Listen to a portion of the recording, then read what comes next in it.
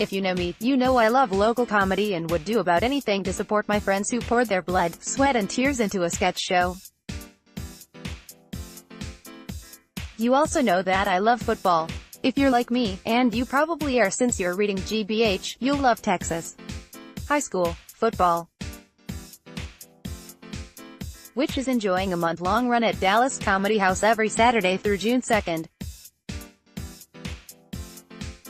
A very talented group of Dallas comics wrote and directed this fantastically funny show, and they've done a magical job of weaving even more absurdity into an already semi-absurd tradition that we all love far too much. This show revolves around Coach Dale Carl Jr. and his group of wildcocks from Cranberry High. Yes, there are cock jokes, no there aren't too many. Other characters include a jock who wants to be a thespian who longs to throw touchdown passes, a couple of A.B. kids doing their best, sports center, a well-intentioned principal, and a werewolf. Yeah, there's a fucking werewolf in the show. This show has been selling out Dallas Comedy House the past few weeks, and I was lucky enough to get to sit down with the cast and ask some hard-hitting questions. Enjoy, and go see Texas high school football while you still can. What is your relationship to Texas HS football as a culture? Did you play? Were you in the band? Did you hate football altogether? Chad Richards: I was in the band, and liked football, but I was always more interested in Aggie football than high school football. I'll try to include as many Aggie football references as possible to make this relatable to GBH readers. Madison Freehurt: I grew up in Nashville, and to me football was a huge deal up there. Then I moved to Texas when I was a junior and I was like, oh, this stadium behind school is just the practice field. Oh. So the FC Dallas Stadium is the where they play. Yeah, football may be a bigger deal in Texas. John Doe Robinson: I grew up in Oklahoma, and my high school didn't have a football team because it was too small.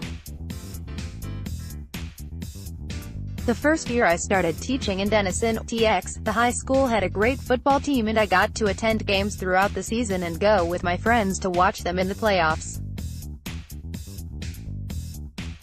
It was my first experience with high school football, and I got to see just how passionate Texans are about it. Jay Jacoby: our high school football team was typically only good once every 4 years or so, but I was fine with that because I love rooting for the underdog. I tend to turn football fandom into its own extreme sport, with signs and full body paint. My hard work eventually paid off by being voted most spirited by my high school graduating class. Life's been downhill since then. Brent Crable: I played tackle football from 3rd grade through 12th grade. I used to throw a football to myself in the front yard trying as if I were Michael Irvin or Jerry Rice. In high school I was a starting varsity receiver, kick returner. I had the potential to play college ball, but I was a hothead partier who didn't want to put in the work and constantly butted heads with the coaching staff. I lived and breathed football until this day. It is very hard for me to go to or watch high school football because of my love. Emily G: I grew up in South Austin and I loved going to football games growing up. Honestly, not for the game. I was all about the nachos and the dance team. We had a pretty bad team, go Bulldogs, roar, but MAAANNN the nachos were delicious and our dance team was SIEKKKKK.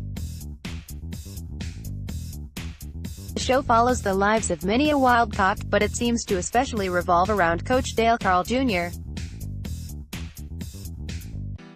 Can you tell me a little about this legendary football coach? Chad, you know Hollyuchi doesn't always feel like he's tapped into the same reality as we are. But he's so earnest that people find a little charisma in it. That's Coach. Anyone else would have shaved that silly goatee by now, but Luch hasn't, and I kind of respect that. No one should care about football as much as coach. It's over the top, but it's genuine. He earns your respect that way. J. Dale Jr. initially avoided the coaching life because he did not want to follow in his father's footsteps. Wanted to trailblaze his own path, but some things are just meant to be. Brent, Coach Dale Carl Jr. is a man who wears his heart and passion on his sleeve, which is football. He lives it, he breathes it, and doesn't care who knows it. He's a man of moral ethics and driven to win state every year to show his daddy Dale Carl Sr. he's the better coach. Emily, coach can speech and preach, man. That's what he does, that's what he is.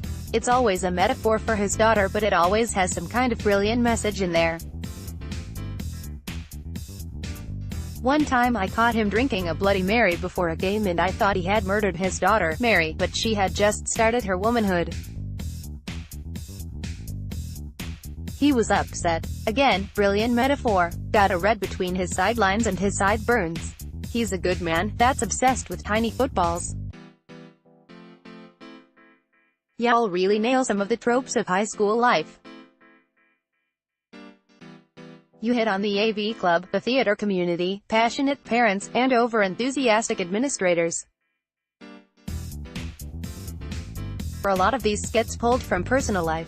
Ched, the principal, definitely has some Bowen Loft into him. He feels like he has to be everything to everyone. The principal is really loved by the students. J. The great thing about this show is that so much of it centers around things that happen to all of us, at least to an extent. Personally, I've never actually had my throat ripped out in real life, but we made it happen in this show. Brent, I was an athlete, jock in high school, so I didn't really fall into any of this. At our school the theater kids were so freaking weird. However, I came from an acting family, so I was always secretly curious about acting and performing. However, I would have never crossed that line in HS. Janda, I didn't necessarily pull directly from my high school experience, but indirectly I feel like I was able to tap into those friendship and teammate relationships you have in high school to help inspire my writing.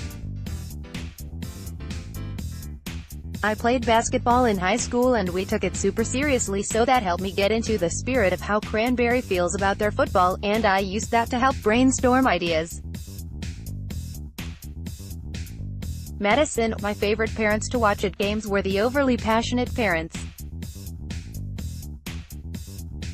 It was like they never let go of their high school days. Not my parents though, because Matt and Peggy are the perfect parents. Do y'all have a pre-show ritual akin to a pre-game pump-up talk? J. For most shows we just say a quick prayer to the comedy gods, but since this show is about Texas high school football, we loop the football gods in on our prayers too. Ched, I watch Johnny Manziel highlights to remind myself to be in the moment because time is fleeting. Brent, I listen to my favorite tunes in marching band form, or Holding Out for a Hero by Bonnie Tyler. Janda, before the show I'm just constantly going over the playbook to make sure I'll be in the right place at the right time so I can be there for my team. Madison, Emily and I do this weird thing where we stare at each other and say, I haven't seen you since middle school. I don't know how it started, but I hope it never ends. Emily, I haven't seen Madison since middle school and I will continue not seeing her since middle school before every show. Do you make halftime adjustments at intermission? J. No major adjustments at halftime. This team practices hard and has gotten a ton of reps in, so it's more about just making sure we are properly executing our game plan. Ched, we'd better start fast because there's no stopping or adjusting a show halfway through. It's a real Sumlin approach. Brent, always depends on what the defense is giving us out there. It's an offensive game, and if we need to run the ball more to open up the play action, then we will. If there are gaps, then we fill those with the spread offense. Emily, I like to go find the water boy, Bart McBlanky, and tell him he's doing a good job. If you were submitting a college recruiting profile about any of your characters, how many stars would you have, and what are your strengths and weaknesses as an athlete? Chad, Jimmy McWilliams *****. PT, 6'2", 380 pounds. Raw strength. Overcame gruesome injury. With his new interest in the arts, is he more Miles Garrett or Tata Thompson? J. Dale Carl Jr. CB 5 feet 9 inches 160 pounds. Undersized, but plays with a fire. Not much future at the next level, but he's a natural-born leader that could have a bright coaching career ahead of him. Jefferson Jeff Code QB 6 feet 3 inches 225 pounds. Overall athlete with a cannon for an arm and a good head on his shoulders.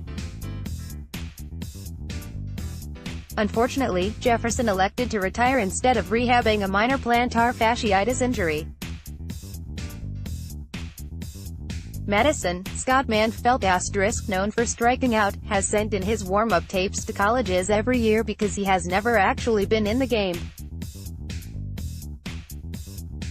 What does it mean to be a true Wildcock? J. Having pride in your town and putting football before anything else. Chad, you're a fighter. Brent, you have one mission, one goal in life. Win state every year. Madison, you're bursting with energy. Emily, power through.